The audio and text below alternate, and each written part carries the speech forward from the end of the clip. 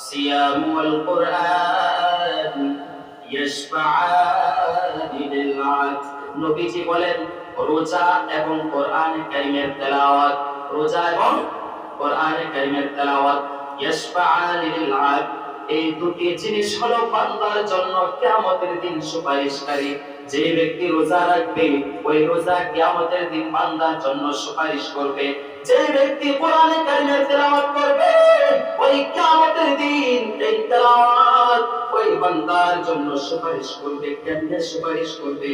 يقول والصيام রোজা বলতে থাকবে আই রব্বি হে রব ইন্নী মানাতুহু الطعام والشهوات بالنهر আল্লাহ তাআলার কাছে রোজা নিজেই বলতে থাকবে আল্লাহ আপনার এই বান্দা দিনের বেলা সমস্ত আহার থেকে খাবার থেকে নিজেকে বিরত রেখেছে এমনকি ওয়াশাহাওয়াত বিন নাহার স্ত্রীর কাছে যাওয়া থেকেও নিজেকে বিরত রেখেছে দিনের বেলায় স্ত্রীর কাছে যাওয়া থেকে নিজেকে বিরত রেখেছে ফাশাফিআনি ফীহি কাজেই তার ব্যাপারে আমার সুপারিশ আপনি কবুল করে নেন সুবহানাল্লাহ আল্লাহ তাআলার সাথে সাথে ওই রোজার সুপারিশকে কবুল করে নেবেন শুধু তাই নয় এরপর যারা কোরআনে কারীমের তেলাওয়াত করে ওই সমস্ত তেলাওয়াত আল্লাহ রাব্বুল আলামিনের কাছে বলতে থাকবে ইয়াকুলুল কোরআন কোরআন বলতে থাকবে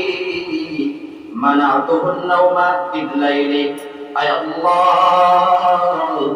আপনার এই বান্দা রাত জেগে জেগে এই কোরআনে কারীমের তেলাওয়াত করেছে মানাতুহুন নাওমা বিল-লাইলি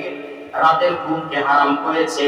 রাতের কিছু অংশ যদি ঘুম বাদ দিয়া কোরআনে কারীমের তেলাওয়াত করে থাকুক না কেন ওই ব্যক্তির জন্য কোরআনে কারীম ওই দিন বলবে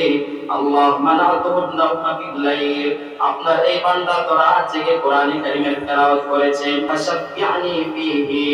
কাজেই এই বান্দার ব্যাপারে আমার সুপারিশকে আপনি কবুল করে নেন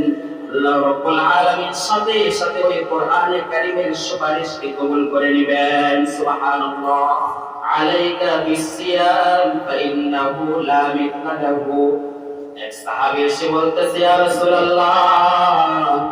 আমাকে স্পেশাল আমল একটা আমল শিখায় দেন যে আমলটা আমি সুন্দরভাবে করতে চাই আল্লাহর হাবিব সাল্লাল্লাহু আলাইহি ওয়াসাল্লাম তুমি বেশি বেশি রোজা রাখবা কারণ রোজা এমন একটা আমল যেই রোজ এই আমলের সমকক্ষ আর কোনো আমল হতে পারে না সুবহানাল্লাহ এই জন্য রোজার অনেক ফজিলত রোজা হলো ডাল স্বরূপ রোজা নবী সাল্লাল্লাহু আলাইহি ওয়াসাল্লাম বলেন আসিয়ামু জুন্নাতুন কাজুন্নাতি আহাদিকুম মিনাল কিতাল ডাল স্বরূপ রোজা হলো জাহান্নাম থেকে মুক্তির ডাল স্বরূপ